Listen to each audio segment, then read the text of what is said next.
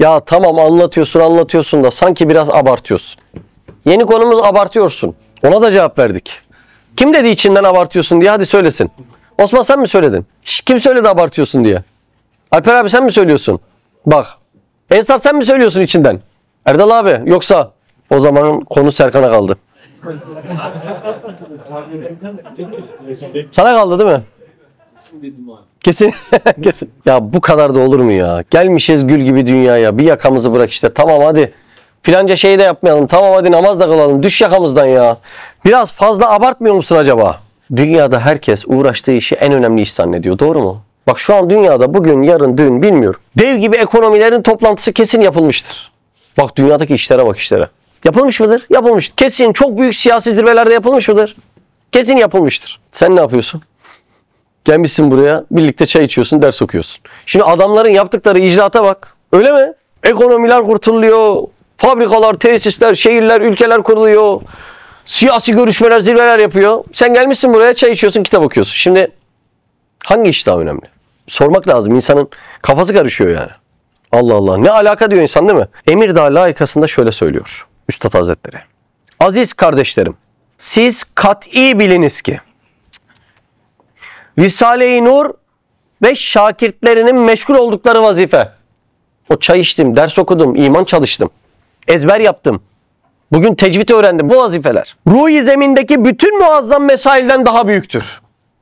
Onun için dünyevi merakaver meselelere bakıp vazife-i bakiyenizde fütur getirmeyiniz. Ebedi bir mülk-i daimi kazanma vazifesi buymuş. Diğerleri geçici dünyanın vazifelerine bakıyormuş. Ama şimdi zahirde bak.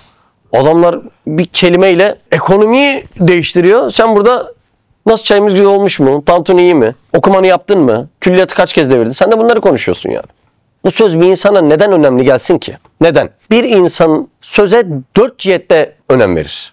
Men gale ve li men gale ve li megale ve fi megale. Kim demiş, kime demiş, ne makamda ne maksatta demiş. Şimdi kim demiş burada? Üstad Hazretleri demiş. Şimdi o yüzden o adamı tanıman lazım. Bunu söyleyen insan neye dayanarak böyle ciddi bir tehditkar cümlelerde bulunuyor? Risale-i Nur'un birçok yerinde bu kadar kendinden emin konuşuyor diye benim kalbimde hiçbir şüphe yok. Onu tanıdığın anda söz seni yerinden sarsıyor. Onu tanımazsan sen zahirde yaptığın işe bak, adamların zahirde yaptığı işe bak. Şimdi dışarıdaki insan bu nazarla bakıyorsa tabii ki de sana abartıyorsunuz diyecek, öyle değil mi? Öyle diyecek değil mi? Ya hocam abartıyorsunuz ya, zaten Müslümanım. Günahımın cezasını çeker cennete girerim ya, bu kadar abartmaya gerek var mı? Abartıyorsunuz dediğini biliyor musun? Allah ve ahiret meselesi. Sonsuz hayat meselesi. Adam bunu abartıyorsunuz diyor. Bak inanılır gibi değil. Akşama kadar 10 saat dünyaya çalışıyor. Abartmıyor. Sabaha kadar şantiyede yatıyor. Abartmıyor. Müşterileri lokantadan lokantaya, yemekten yemeğe götürüyor. Bunları abartmıyor. Akıbeti meçhul. İşi alıp alamayacağı garanti olmayan, alsa da yarın yaşayacağı meçhul olan 3 kuruşluk dünyanın meselelerine sabahlarına kadar dirsek çürütüyor. Bu abartma olmuyor. Sen namaz kıldığında, ders çalıştığında abartma oluyor. Yaratılış gayenle meşgul olup sahabeye benzemeye çalıştığında abartma oluyor. Abartmak demek bir şeye kıymetinden fazla değer vermek demek. Doğru mu? Abartmak bir şeye kıymetinden fazla, ederinden fazla değer vermek demek. Acaba ederinden fazla değer veren biz miyiz, siz misiniz? Yani biz mi ahirete ederinden fazla değer veriyoruz? Ki buna cevap verirken insanlar sahabeye hakaret edebileceğini de hesaplasın. Tabii canım öyle dediğinde sahabeler o canlarını boşa feda etmiş olurlar. Peygamberlere o lafın gideceğini hesaplamak lazım. Ya böyle işlerle uğraşılır mı dediğinde sen bir peygamberin mesleğini küçümsedin demektir yani. Bence o ağzı zımbalamak lazım. İyi dikkat etmek lazım. Acaba ederinden fazla değer veren siz misiniz, biz miyiz? Acaba biz mi ahirete ederinden fazla değer veriyoruz? Siz mi dünyaya ederinden fazla değer veriyorsunuz? Madem siz bunu yapıyorsanız demek ki abartan sizsiniz.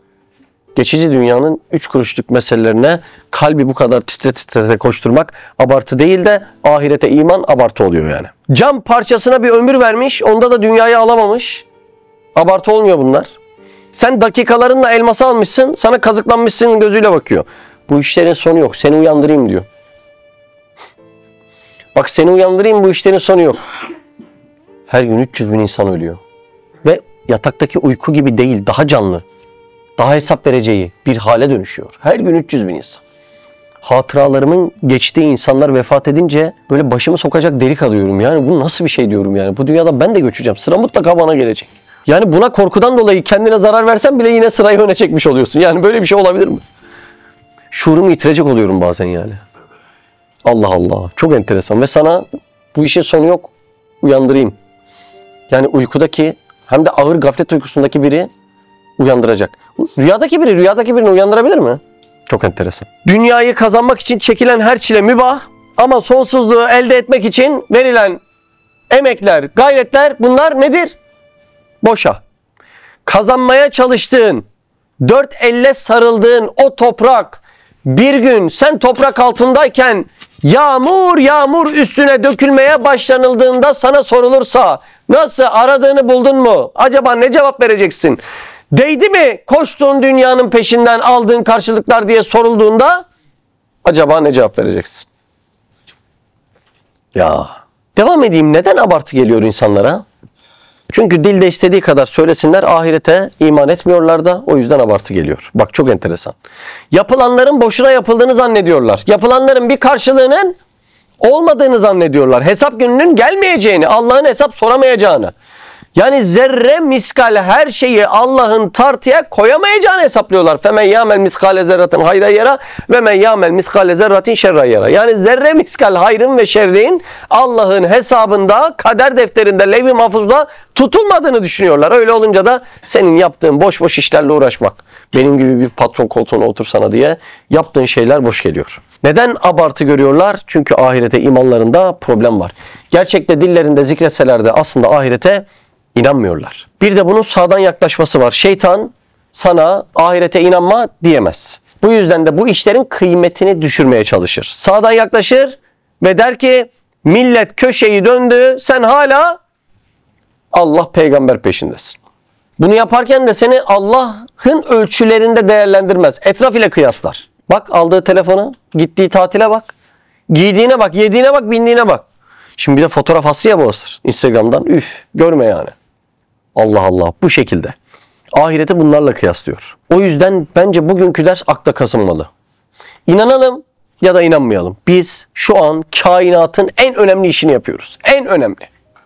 İnsanların insanlara verdiği değer izafidir. Sen var ya kralsın kral. Değil mi öyle? Geçen çocuğun birine bir soru sordular da çocuk konuşmaya başlarken bile senin şerefin var ne demek falan ya. Yani öyle şimdi herkes sen kralsın, sultansın, baş tacısın, sen o tacın yıldızısın, sen o yıldızın parlayan pırlantasın. Değil mi?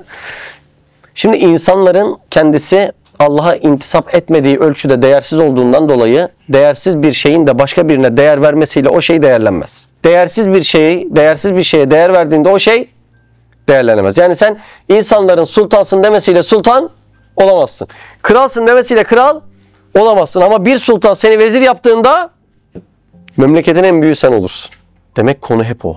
Kainatın sultanının seni hangi makama koydu? Milletlerin dilinde kral sultan olacağına onun hanesinde hizmetçi olmak bu işlerin üstündedir. Ben sizi uyandırayım. Bir de biz uyandıralım değil mi? Ya Allah Allah. Dünyanın sultanı. Hangisinin cenneti cehennemi var ki? Hangisinin var? Şimdi yani ne verebilirler ki bana? Ne olabilir yani? Yediğin belli, içtiğin belli, giydiğin belli. Öyle değil mi yani? Ne olabilir yani? Var mı cennetleri?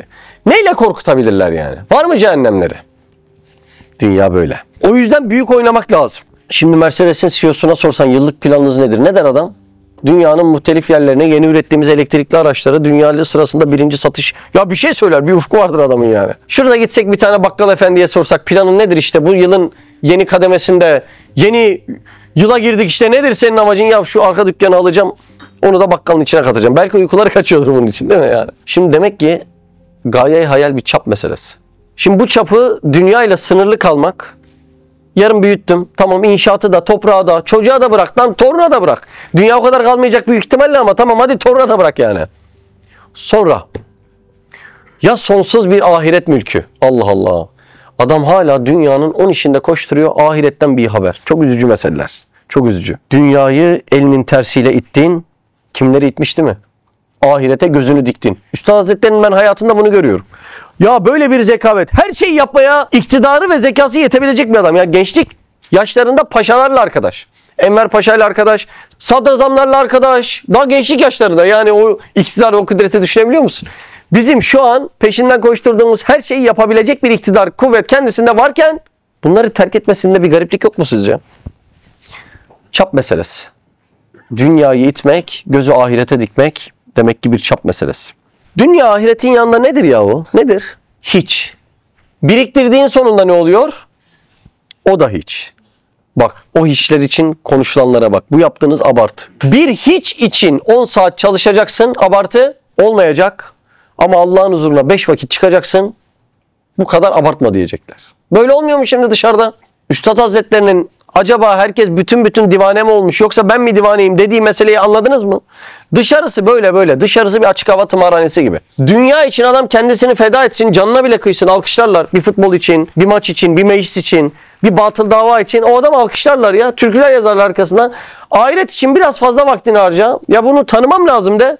Bey, ne oldu hanım? Bunu psikoloğa götürmemiz lazım. Götürüyorlar mı, götürmüyorlar mı? Geçen o çocuğun birini götürmüşler namaz kılıyor diye de. Psikolog demiş, sizde ihtiyarlık alametleri gözüküyor demiş. Hikaye bu yani. Biraz ahireti önemsediğin anda Allah Allah. İş nerelere geldi ya. Çok enteresan ya. Çok enteresan. Hakikaten de. Üstad Hazretleri yine Emirdağ Layıkası 1. bölümde bu meseleyle ilgili bir cümle söylüyor ki inanılır gibi değil. Elhasıl ehli delalet muvakkat hayata karşı, muvakkat, geçici hayata karşı mücadele ediyorlar. Neymiş onların mücadele ettiği? Geçici. Bizler ölüme karşı nuru Kur'an ile cidaldeyiz.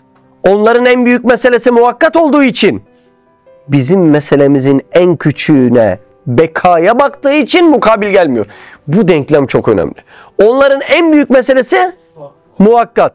Senin en küçük meselen bekaya baktığı için senin abdestin onların ülke toplantılarının üstüne çıkıyor. İnanılır gibi değil mi? Tekrar söyleyeyim. Onların en büyük meselesi muvakkat olduğundan, senin en küçük meselen bekaya baktığından mukabil gelmiyor. İnanılmaz bir denklem değil mi? Allah Allah. Madem onlar divanelikleriyle bizim muazzam meselelerimize tenezzül edip karışmıyorlar. Öyle olmuyor mu? Ha iyi, güzel. Namaz mı kılıyorsunuz? Öyle zannediyor yani. Burada sadece çok enteresan ya. Çok ilginç. Şey yapamıyorlar, yorumlayamıyorlar yani. Çünkü alakadar olmuyor. Ona göre kendi meselesi büyük. Madem onlar divanelikleriyle bizim muazzam meselelerimize tenezzül edip karışmıyorlar, biz neden kutsi vazifemizin zararına onların küçük meselelerini merakla takip ediyoruz? Hangisi daha ehemmiyetli? Bizim uğraştığımız bakiye bakan mesele mi? Onların uğraştığı muvakkat mesele mi? Şimdi bu ehemmiyet meselesiyle ilgili ufak bir şey söylemem lazım. Biz normalde günlük hayatta ehemmiyet veririm şeklinde konuşuruz. Bu aslında bir galattır yani. Neden? Çünkü ehemmiyet verilmez, ehemmiyet keşfedilir. Yani Allah nezdinde bir şeyler ehemmiyetlidir. Sahabenin yolu gibi. Ve sen bunu keşfedersin. Ama senin uğraştığın işe ehemmiyetli demen, ya ben de buna çok ehemmiyet veriyorum demen onu ehemmiyetli yapmaz. Tekrar edeyim, ehemmiyet verilen bir şey değil, keşfedilen bir şeydir. Allah Allah. Bizim meselemizin en küçüğü. En küçüğü neye bakıyormuş? Sonsuza. Savla Hasan Çavuş, Üstad Hazretleri'nin talebelerinden. Bak olaya bak olaya. Ne diyor biliyor musun? Üstad bize derdi ki diyor. Kardeşlerim, size kibrit çöpü kadar bir hizmet düşerse sakın küçük görmeyin. En büyük hizmet olarak kabul edin, ihmal etmeyin. Sizin şimdiki hizmetleriniz levh-i mahfuzda yazılıyor. Onu Allah'ın huzuruna vardıktan sonra göreceksiniz. En küçük kibrit çöpü kadar. Mesele böyle.